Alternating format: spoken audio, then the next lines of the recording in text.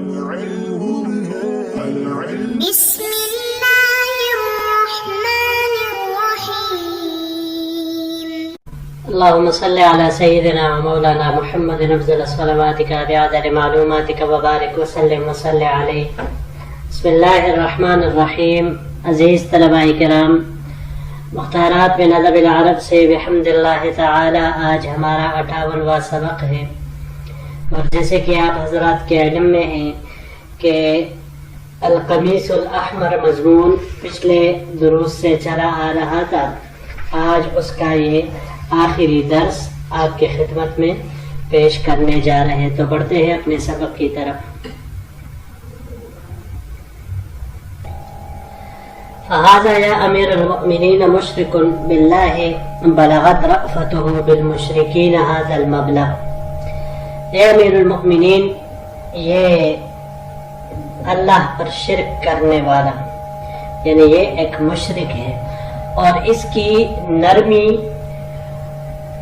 اور مہربانی لوگوں پر اس حد تک پہنچی ہوئی ہے. وَأَنْتَ مُؤْمِنٌ بِاللَّهِ مِنْ أَهْلِ بَيْتِ نَبِيِّهِ لا تغلبك رأفتك بالمسلمین علی شح نفسك. اور آپ اللہ پر ایمان رکھتے ہیں اور اہل بیت میں سے ہیں، لیکن آپ کا نفس بخیل ہو چکا ہے اور اس کے بخل پر مسلمانوں کے ساتھ شفقت اور مہربانی غالب نہیں آتی. فإن كنت إنما تجمع المال لولدك، پس اگر آپ یہ مال و دولت اپنی اولاد کے لیے، اپنے بچے کے لیے جمع کر رہے ہیں، فقد اراک اللہ عبرا فی الطفل یسقط من بطن امہ ما له علی الارض مال. تو اللہ تعالی آپ کو اس بچے میں عبرت دکھلا چکے ہیں کہ جب وہ اپنے ماں کے پیٹ سے پیدا ہوتا ہے تو اس کے لیے زمین میں کوئی بھی مال نہیں ہوتا. وما من مال الا ودونه يد شحيحة تحوية فما يزال الله يلطف بذلك الطفل حتى تعظم رغبة الناس له.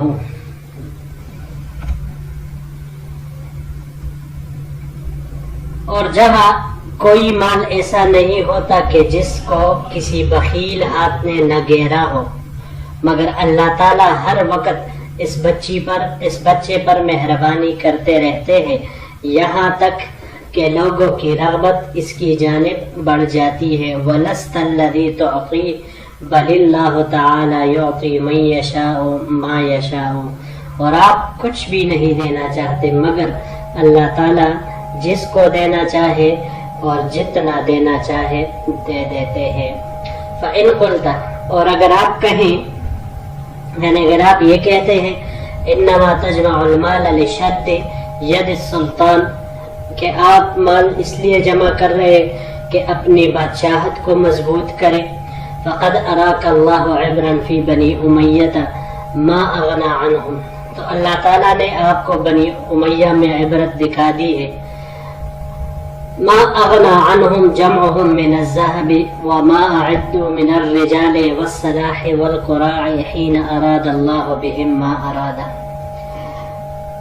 کہ اللہ تعالیٰ نے جب ان کے ساتھ جو کچھ کرنا چاہا تو ان کے سونے، ان کے سپاہیوں، ان کے ہتھیاروں اور ان کی سواریوں، جو کچھ بھی انہوں نے تیار کیا تھا وہ ان کے کچھ بھی کام نہیں آیا. ما اغنا عنہم، ان کے کسی بھی کام نہیں آیا.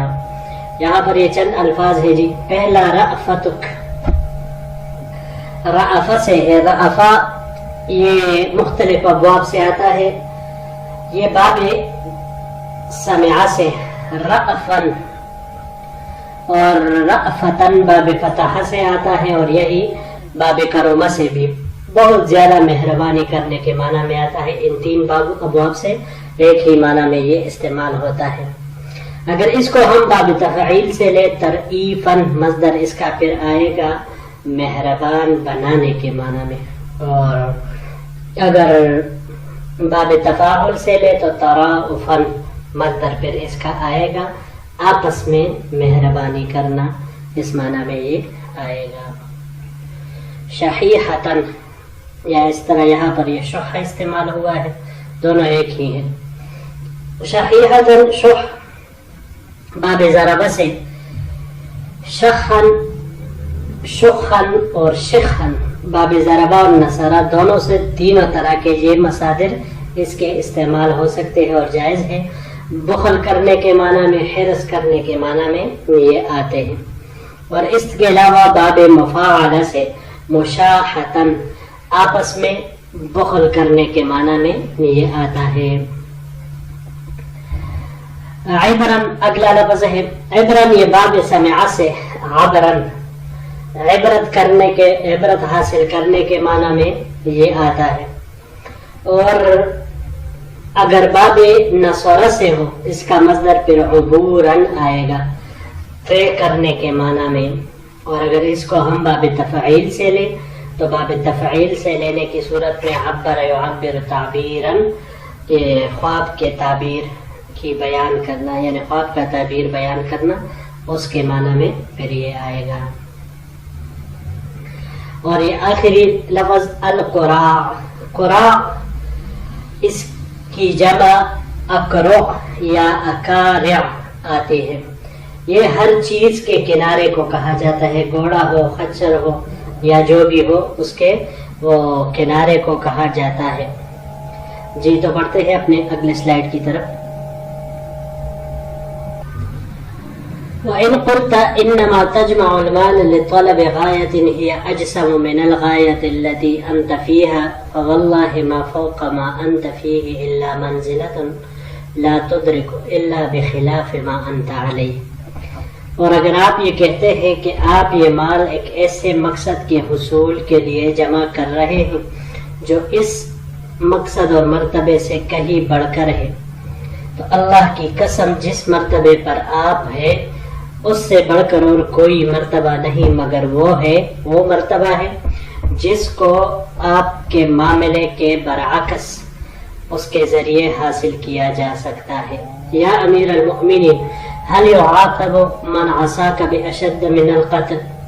اے امیر المؤمنین، کیا آپ کے نافرمان کو قتل سے زیادہ سخت سزا دی جا سکتی ہے؟ فقال المنصور لا، خلیفہ منصور نے کہا نہیں. فقال، تو اس شخص نے کہا فَقَيْفَ تَصْنَعُ بِالْمَلِكِ الَّذِي خَوَّلَكَ مِلْكَ الدُّنْيَا وَهُوَ لَا يُعَاقِبُ مَنْ عَصَاهُ بِالْقَتْلِ وَلَكِنَّ بِالْخُلُودِ فِي الْعَذَابِ الْأَلِيمِ. تو آپ اس بادشاہ کے ساتھ کیا کر سکتے ہیں کہ جس نے دنیا کی بادشاہی آپ کو دی ہے، اور وہ اپنے نافرمان کو قتل کر کے سزا نہیں دیتا بلکہ دردناک عذاب میں ہمیشہ ہمیشہ کے لیے ڈال کر سزا دیتا ہے. قد رأى ما عقد عليه قلبك وعملته جوارحك ونظر إليه بصرك واجترحته يداك ومشت إليه رجلاك. یقیناً وہ منصوبہ جس کو آپ کے دل نے بنایا، وہ اعمال جن کو آپ کے اعضاء نے کیا، اور وہ چیز جس کی طرف آپ کی نظروں نے دیکھا، اور وہ اموال جس کو آپ کے ہاتھوں نے کمایا، اور وہ کام جس کی طرف آپ اپنے پیروں سے چلے، اپنے پاؤں سے چلے. هل یغنی عنک ما شححت علیہ من ملک الدنیا اذا انتزعه من یدک ودعاک الی الحساب. جب اللہ تعالیٰ دنیا کی بادشاہت آپ سے چھین لے اور آپ کو حساب کتاب کی طرف بلائے، تو جس کو جمع کر کے، یعنی یہ تمام مال و دولت جس کو جمع کر کے آپ بخل کر رہے ہیں، تو کیا وہ آپ کے کسی کام آئے گی؟ یہاں پر یہ دو لفظ ہے خولہ کا. خولہ یہ مختلف ابواب سے استعمال ہوتا ہے. باب نصرہ سے خولن یا خیالن نگہبانی کرنے کے معنی میں یہ آتا ہے. باب افعال سے اخالتن، اخالتن مم والا ہونا، اس معنی میں یہ آتا ہے. یہاں پر یہ باب تفعیل سے استعمال ہوا ہے. خول یخول تخویلا، تخویلا یہ مالک بنانے کے معنی میں بھی آتا ہے، عطا کرنے کے معنی میں بھی آتا ہے، اور اس کے علاوہ یہ باب استفعال سے بھی استعمال ہو سکتا ہے، استخالتاً، خادم بنانے کے معنی میں یہ آتا ہے۔ اجترحت ہو جرح سے ہے، جرح یجرح جرحا، جرحا جرحا، باب سمع سے اگر لے تو جرحا مصدر اس کا آئے گا زخمی ہونے کے معنی میں، اور اگر باب کرم سے لے تو پھر اس کا مصدر جرحا آئے گا زخمی کرنے کے معنی میں۔ یہاں پر یہ باب افتعال سے استعمال ہوا ہے، اجتراحا، اجترح یجترح اجتراحا کا معنی ارتکاب کرنے کے معنی میں آتا ہے، اور جرح یجرح تجریحا باب تفعیل سے تجریحا زخمی کرنے کے معنی میں آتا ہے، اور اگر اس کو ہم باب استفعال سے لیں استجراحا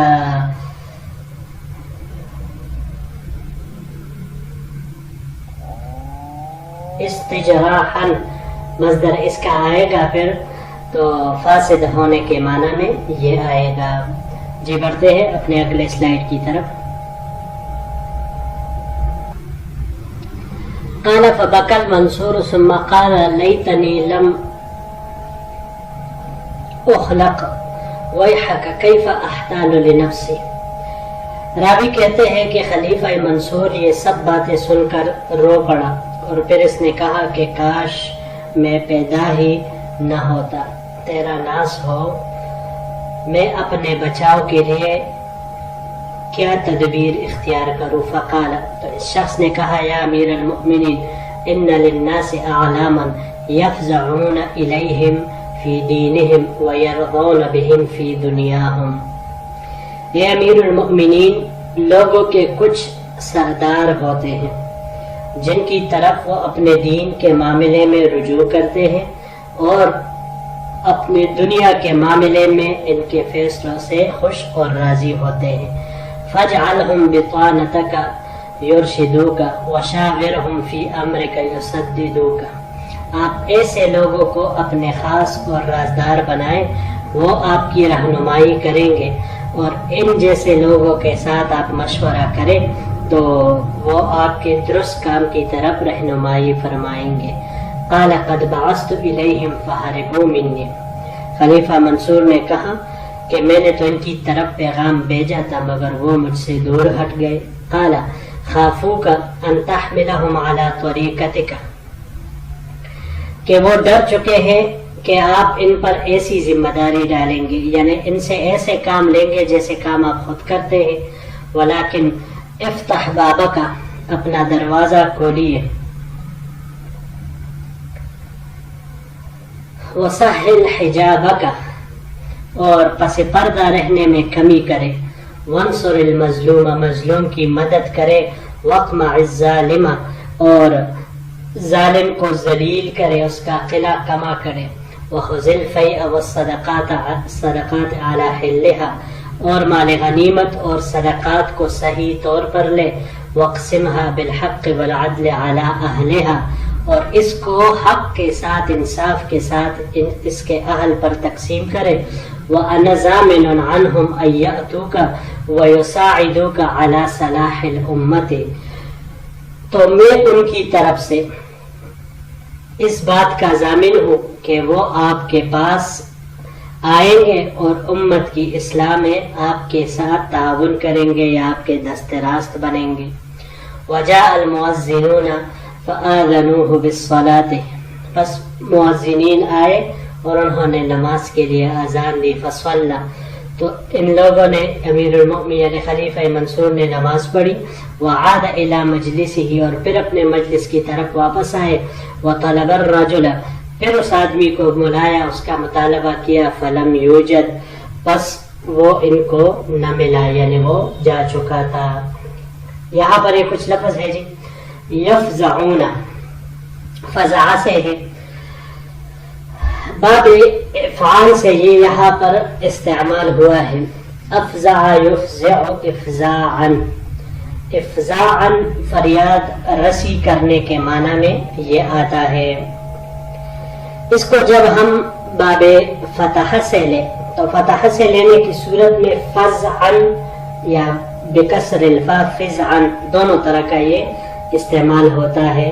خوف کرنے کے معنی میں یہ آتا ہے. اور اگر فزعن ہو تو باب سمعہ سے آئے گا زا کے حرکت کے ساتھ دہشت زدہ ہونے کے معنی میں.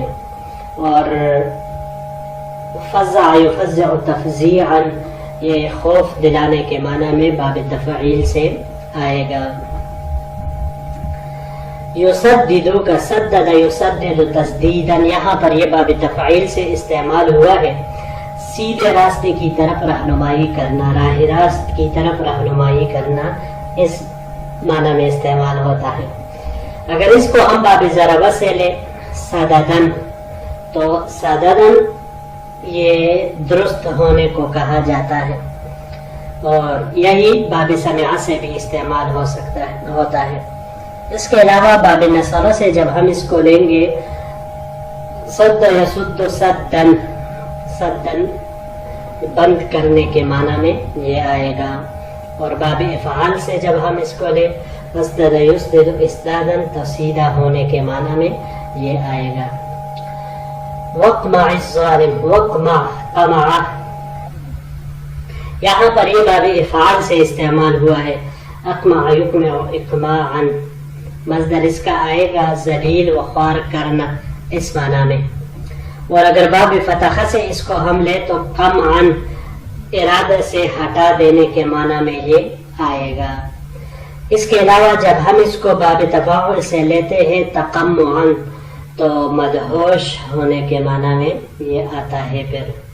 اور اس کے علاوہ یہ انقماعا باب انفعال سے انقماعا پوشیدہ مکان میں داخل ہونے کو کہا جاتا ہے. جی معزز طلباء کرام، یہی تک ہمارا آج کا سبق تھا. وللہ الحمد یہ سبق القمیص الاحمر بھی بحمد اللہ تعالی اپنے اختتام کو پہنچ چکا. تو انشاءاللہ العزیز اگلے سبق کے ساتھ جو کہ کیف کان معاویہ یقضی یومہ کہ حضرت معاویہ رضی اللہ تعالیٰ عنہ کی یومیہ مصروفیات کیا تھی اور وہ اپنا دن کیسے گزارتے تھے، اس سبق سے انشاءاللہ پھر اگلے درس کے ذریعے سے شروع کریں گے. تو تب تک کے لیے اجازت دیجیے. السلام علیکم ورحمۃ اللہ وبرکاتہ.